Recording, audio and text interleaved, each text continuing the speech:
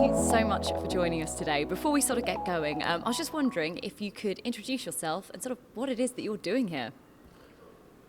It's an oil show, right? I'm a CEO of an oil and gas exploration company, so that's the natural place for us to be. I'm following the Oil Council for 7 years now, and I do participate in all of the Africa assemblies, the World Energy Capital assemblies, and lately we try to follow also the Latin American assembly. So we are here because we are good friends of the Oil Council. We sponsored this conference, and it's good to be here. Fantastic. Well, it's great to have you here as well. Okay, so speaking about sort of the Latin American side of things, Ghana in particular is a bit of a buzzword in the industry at the moment. I was wondering if you could just explain a little bit about behind this excitement. I think it's quite obvious, being the buzzword because of the last 2 years discoveries made there by Exxon, Hess, and partners.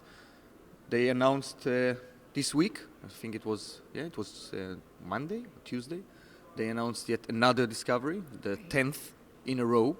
Actually, they drilled 14 wells with 13 hits.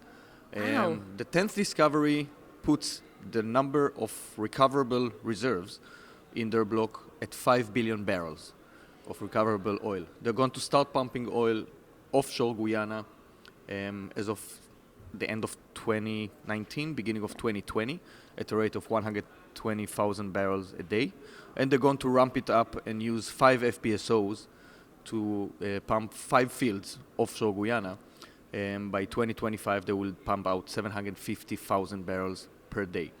Now, that's very good for Exxon and for Guyana. For us, it's amazing since we have the adjacent block. Mm-hmm. We actually share the same play, the same characteristics. One of their discoveries, the Hammerhead discovery, actually looks like extends into our block. Mm-hmm. So it might be a subject for future unitization, or we need to see how we tackle that. And so with a company like Exxon, which is world leader, and with the amount of discoveries made in the past 2 years, amount to, as I said, 5 billion barrels, naturally the entire exploration world is eyeing Guyana. We are fortunate to be there since 2014, before any discovery. We simply identified the area as being prospective for oil, and we are very lucky to be there right next to them with our partners Tullow Oil and Total.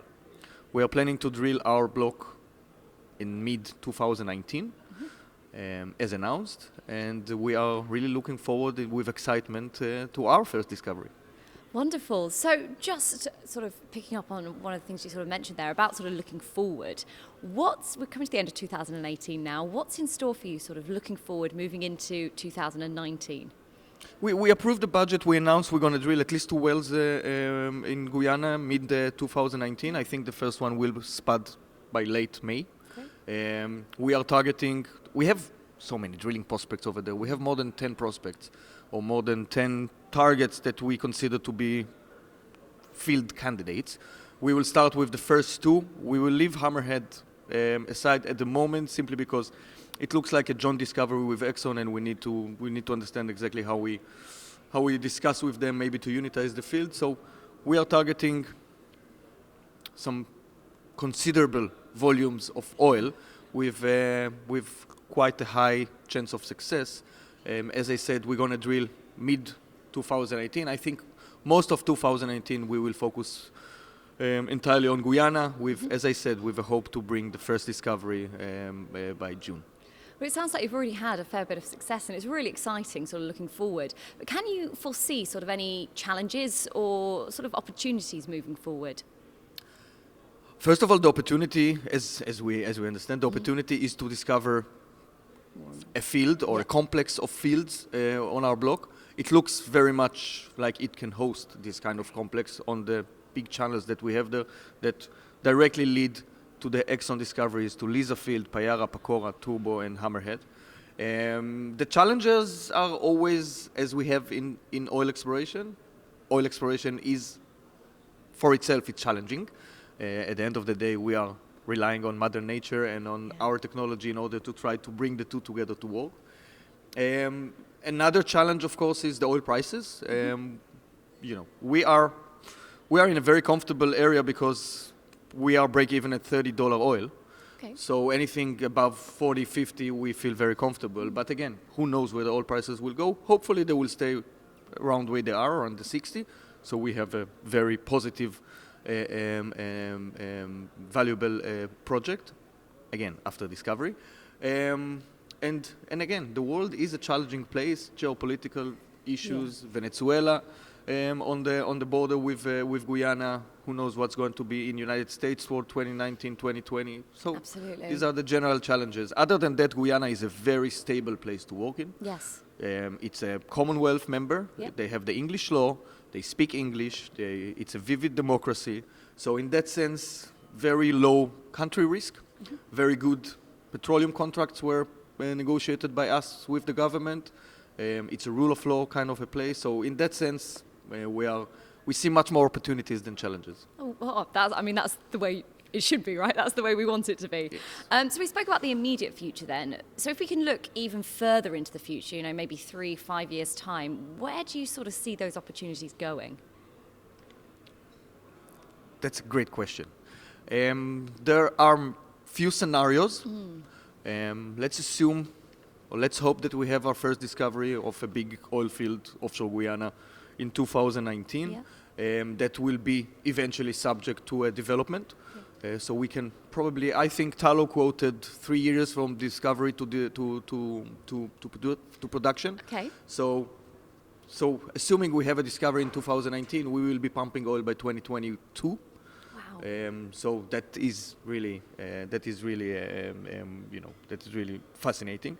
And then we have additional assets on our portfolio. We have Namibia, that I'm a great believer in Namibia. I know that there's oil in Namibia, it just needs to be found. 2019, we're going to see some drilling campaigns by Shell, Total, and Exxon in Namibia. So after our first discovery in Guyana, we will babysit our Namibian assets. Wow. We will probably partner with bigger partners, as we do all over. And we plan to drill Namibia probably 2020. Okay. So we've got lots to look forward to. We have lots to look for in the next 3 years. And bear in mind that in parallel, we continue to look for additional assets to add to our portfolio based on our same strategy and same model. We come in early, stable jurisdictions, Atlantic margin, Atlantic platform margin. We have Africa Oil as a big shareholder and a big supporter. So we are currently evaluating additional assets to our portfolio. So things to do. There are so many achievements which the company are doing. You clearly see you've been through them all there. But just on a more sort of personal note, what's sort of your biggest achievement if you could pick one of them? My 3 kids. Oh, that is the perfect answer. Okay, so if we take kids aside, if we come back into the workplace, sort of within work, what would be your biggest achievement? Putting Echo together. We founded it, me and Colin Kinley and Peter Peterburg and others. We founded it back in 2011 from scratch. There was nothing. We applied for licenses in Namibia. We then went into Ghana and now in Guyana. So I think it's the last 8 years worth of creation of a lot of hard work and dedication and belief.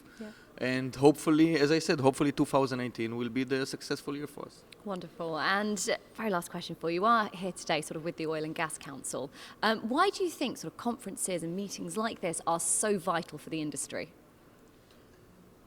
Again, this is the place I can email someone, I can call someone, but this is the place I actually meet everyone. We discuss 80% work, 20% just life. And the best deals are done in these kind of places. When you put all these executives together in one room for 2 days, and we share information, we share ideas, we share mutual interest, then eventually it does fuel the industry. Works itself out.